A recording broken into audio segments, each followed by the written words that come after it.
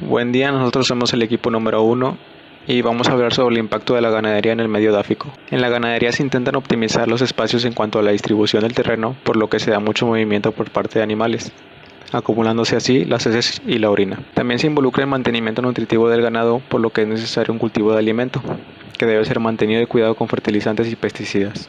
Todo ello repercute de manera negativa al medio dáfico. En cuanto al sobrepastoreo, este se refiere a la concentración del ganado en un solo sitio. En primer lugar se da una compactación, que es un efecto causado por el tránsito y el pisoteo de animales y afecta primordialmente a la estructura del suelo, en el ordenamiento espacial de los sólidos y en los poros del suelo. En un suelo seco, el tránsito y pisoteo causan compactación del suelo, asociada con una pérdida de macroporosidad.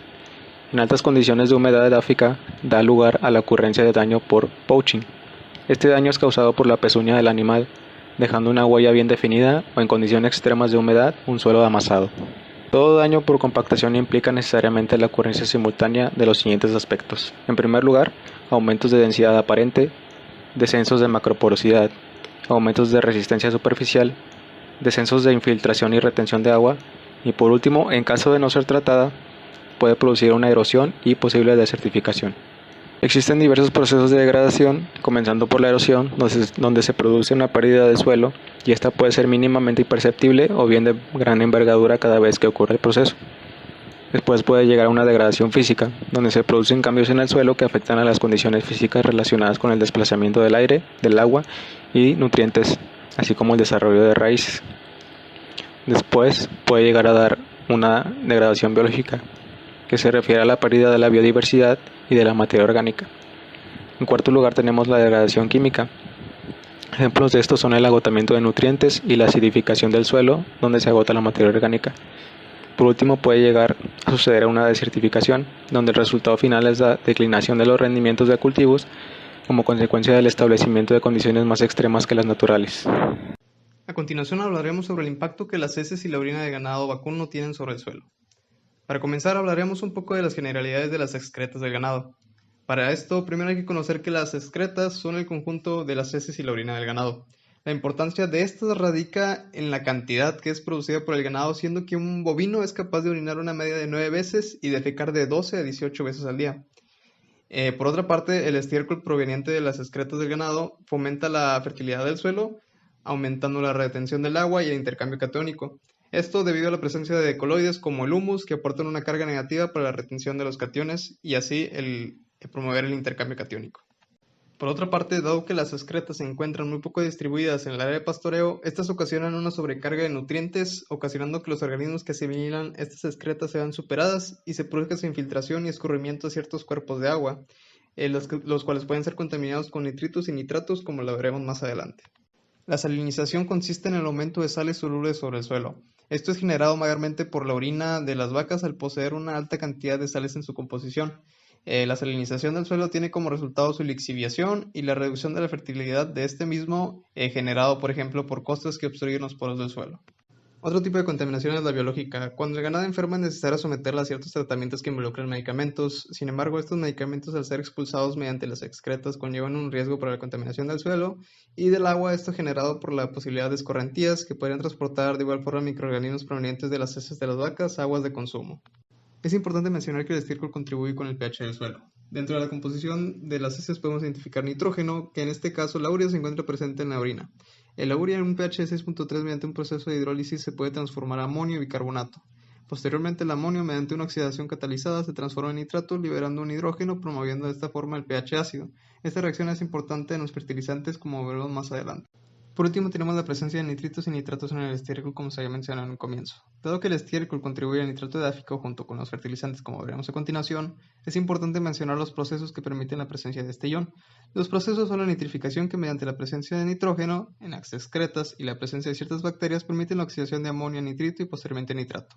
Un proceso adicional es la desnitrificación que contribuye a la formación de nitrógeno molecular en el suelo, el cual es emitido a la atmósfera a través de los poros de este mismo. A continuación vamos a hablar sobre el uso de fertilizantes en este proceso de producción. Sabemos que una aplicación abusiva de estos fertilizantes en el suelo puede ocasionar una gran problemática ambiental y bueno, los podemos dividir en orgánicos e inorgánicos. Los fertilizantes orgánicos son aquellos derivados de materia viva, en este caso desechos de animales y de plantas. Y los inorgánicos son aquellos sintetizados industrialmente. Estos contienen nitrógeno, fósforo o potasio, ya sea por separado o en productos formados por mezclas de dichos productos. Nos vamos a centrar en los fertilizantes nitrogenados debido a su impacto ambiental. Y bueno, en estos abonos químicos el nitrógeno está contenido en forma de ion nitrato o de amonio o de ambos a la vez. También pueden estar en forma de amida como en la urea, que es un fertilizante de uso muy común. En este caso, el problema ambiental más grave proviene de los nitratos, ya que a diferencia de los fosfatos, los cuales forman compuestos insolubles en medio ácido y alcalino, las sales de nitrato son muy solubles, lo que produce que la posibilidad de que se produzca lixiviación del anión sea elevada, y más teniendo en cuenta el bajo poder de retención de la mayoría de los suelos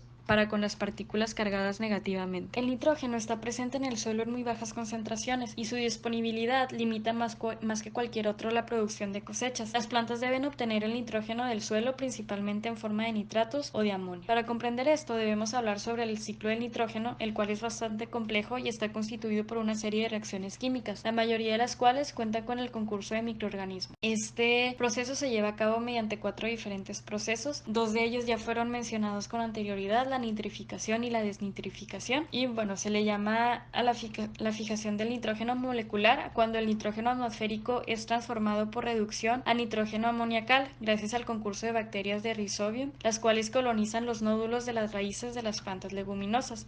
Existen 3 tipos: biológica simbiótica, fijación biológica asimbiótica y fijación no biológica. Después, la reducción del ion nitrato se genera en ausencia de oxígeno. El nitrato acepta electrones en la oxidación de la materia orgánica y el nitrato evoluciona a amonio. Este proceso es catalizado por enzimas nitrato reductasa y también puede haber una reducción de nitrito a ion amonio. Este es un proceso esencial para el crecimiento de las plantas. El problema ambiental más importante en relación al ciclo del nitrógeno es la acumulación de nitratos en el subsuelo, que por medio de la lixiviación puede incorporarse a las aguas subterráneas o ser arrastrados hacia los cauces y reservorios superficiales. La cantidad de nitratos que se lixivia depende de diferentes aspectos, tales como el régimen de pluviosidad, el tipo de suelo y la textura de los suelos. Y por último, también se puede causar la acidificación del suelo, ya que la aplicación de fertilizantes en base de amonio puede incrementar la acidez del suelo debido a la liberación de iones hidrógeno durante la hidrólisis. El incremento de la acidez del suelo ocasiona el desarrollo de suelos infértiles que no responden de buena manera al rendimiento de producción de cultivos donde se aplican fertilizantes de nitrógeno. La acidificación de los suelos se produce en el proceso de nitrificación y lixiviación del nitrato. Los pesticidas pueden ser usados para prevenir, destruir o repeler cualquier insecto, nematodo, hongo, hierba o cualquier otra forma acuática o terrestre de vida microbiológica,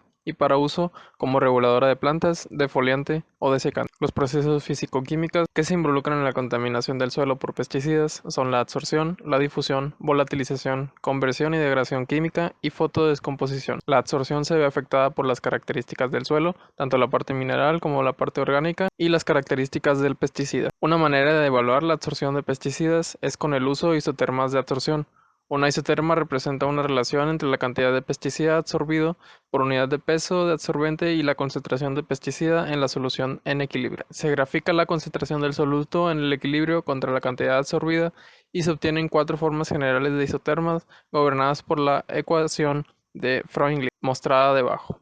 El tipo S son comunes cuando el sólido tiene alta afinidad con el solvente, la absorción aumenta con la concentración. Las de tipo L tienen una afinidad relativamente alta entre sólido y soluto, pero conforme se llena, se complica el hallar un lugar para las partículas restantes. Los tipos C y H son pocos comunes en la práctica. La difusión influye en el patrón de distribución de los pesticidas en el suelo, ya sea por medio acuoso o por medio del aire presentes en el suelo. El suelo funciona como una membrana y ocurre un proceso similar a la ósmosis, y también se presenta un gradiente de concentración que se puede cuantificar con la ley de difusión de Fick. Ciertos plaguicidas pueden distribuirse por todo el perfil del suelo por medio de la fase de vapor y eventualmente perderse por la evaporación superficial. La presión de vapor de saturación es una característica de cada pesticida que varía con la temperatura. Podemos cuantificar la volatilización por medio de superficie con la siguiente ecuación. La degradación química de los pesticidas puede llevarse a cabo mediante la hidrólisis del agua presente en el suelo, también por oxidación o reducción de los iones encontrados en las arcillas y materia orgánica,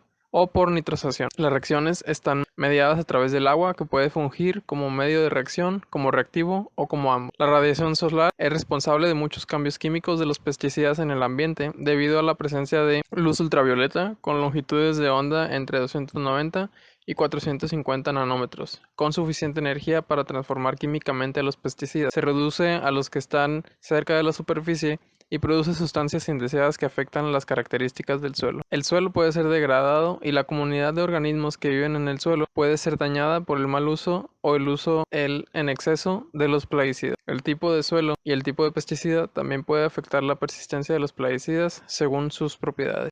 En esta investigación logramos identificar los principales efectos negativos del ganado vacuno sobre el suelo, partiendo de múltiples estudios elaborados con anterioridad, donde logramos identificar efectos tanto directos como indirectos, siendo los principales el sobrepastoreo, las excretas del ganado y el uso de fertilizantes en las áreas de pastoreo.